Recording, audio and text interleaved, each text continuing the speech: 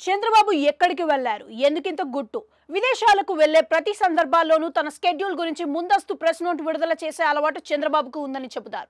అలాంటి ఆయన తాజాగా తన ఫారెన్ టూర్ గురించి గోప్యంగా ఉంచిన వైనం ఆసక్తికరంగా మారింది. మీడియాలో వచ్చిన వార్తల ప్రకారం కుటుంబంతో సహా అమెరికాకు వెళ్లినట్లుగా పేర్కొన్నాయి.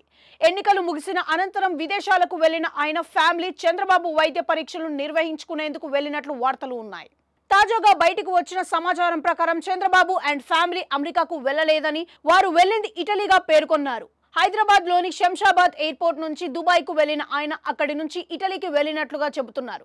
తొలుత అమెరికాకు వెళ్లినట్లుగా వార్తలు రావడంతో టీడీపీ ఎన్ఆర్ఐ విభాగానికి చెందిన కోమటి జయంరామ్ ను కొన్ని మీడియా సంస్థలు సంప్రదించగా చంద్రబాబు ఆయన కుటుంబ సభ్యులు అమెరికాకు రాలేదని పేర్కొన్నారు. అనధికారికంగా ఇమిగ్రేషన్ అధికారుల నుంచి అందిన సమాచారం ప్రకారం చంద్రబాబు ఆయన సతీమణి, ఆయన కుమారుడు, కోడలు, మనవడు కలిసి ఇటలీకి వెళ్లినట్లుగా పలు మీడియా సంస్థలు పేర్కొన్నాయి.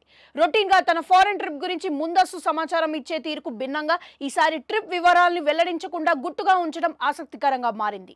ఇదిలా ఉంటే చంద్రబాబు తన ఫారెన్ టూర్ సందర్భంగా శంషాబాద్ ఎయిర్పోర్ట్ లో కొద్దిపాటి ఇబ్బందికర పరిస్థితిని ఎదుర్కొన్నట్లుగా చెబుతున్నారు. చంద్రబాబుపై సిఐడి 4 కేసుల్లో ఛార్జీ షీట్లు దాఖలు చేసిన నేపథ్యంలో ఆ విభాగానికి సమాచారం ఇవ్వకుండా విదేశాలకు వెళ్తున్న నేపథ్యంలో అధికారులు అభ్యంతరం తెలిపినట్లుగా తెలుస్తోంది.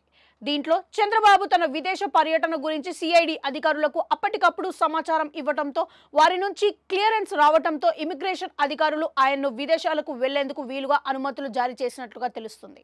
తమ ఫారెన్ ట్రిప్ లో భాగంగా ఇటలీతో పాటు మరికొన్ని యూరోపియన్ దేశాల్లోనూ పర్యటిస్తారని చెబుతున్నారు.